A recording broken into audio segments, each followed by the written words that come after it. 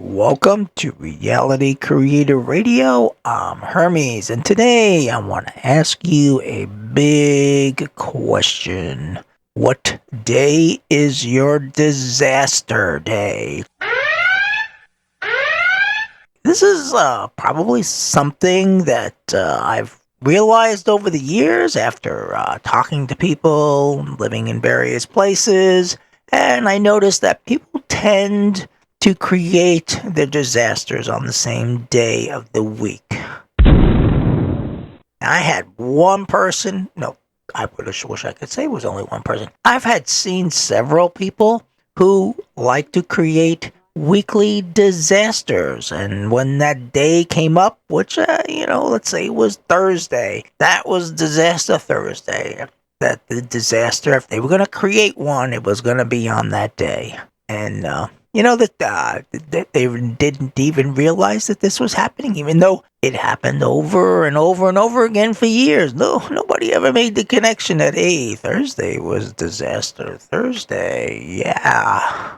And this is a pattern that I've noticed in individuals, that we tend to create our big disasters on the same day of the week. Not all the time, of course. This is not something that is set in stone, so don't hold me to it. But I bet if you could think back to the days of the week, and maybe one day out of the others comes more to mind, that that particular day, the shit kind of hits the fan that day. That would be your disaster day. But if the past eludes you, you can just keep an eye on the future, because I'm sure if you have a disaster day, you're gonna continue to have a disaster day. And now that you're aware of it, you will, consciousness will light up like a light bulb and say, oh, shit, this is my disaster day. So if you figure out that what day is your disaster day, I mean, this is a pretty good thing, because if your disaster day, let's say, is on Thursday, and you know that your energy tends to create these things on Thursday, well, you can be on the lookout for it, and you could just do things differently on Thursday that you would normally not do. Let's face it. I mean, if you drive to work every day and every Thursday you come to a particular corner and a car speeds through the intersection and almost rams into your car, I mean, you kind of want to say, gee, do I want to go that way on Thursday? Maybe with a little bit of common sense, I could take a different way to work on Thursday and not have that happen.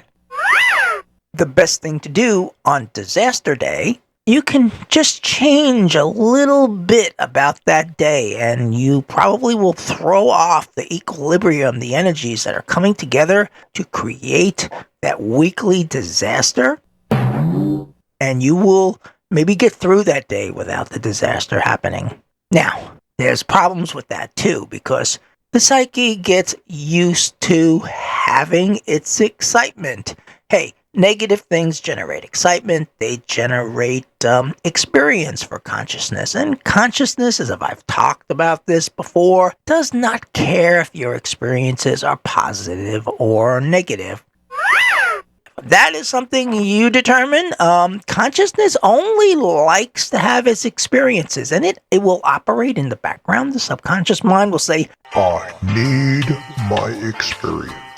I need my experience. So consciousness will be constantly feeding you this into you, and if you don't give it your experience, it kind of manipulates you in order to create the experience. Now, once you know this, I mean, what you want to do is create the most positive experiences that you can create, because, like I said, consciousness don't care one way or another as long as it gets its needed fix of experiences. So why not change Disaster Thursday into holy freaking shit, it's Wonderful Thursday? Right? Why not? Well, if you can have a disaster, you could just as easily have the egg of life drop right on your head and break open, and there's a giant piece of gold sitting there. That's the way I look at it. You know what I'm saying? Easier said than done. I know. What can I tell you? I'm just trying to bring this to your attention about this, about it. Now, so what can you do? It's like at the intersection, all right? If you know there's going to be trouble, don't go that way. So when your day starts on whatever day your disaster day is, let's do things differently. Change something up. I mean, if you normally would do, make the kids macaroni and cheese lunch, let's make them something different, something grand. Maybe give them meatball sausages or meatball heroes or something else, stupid little things. And, don't stop there. Try to change the flow of whatever you do on Disaster Day to make it different. And the whole idea is to jam up the psyche and prevent.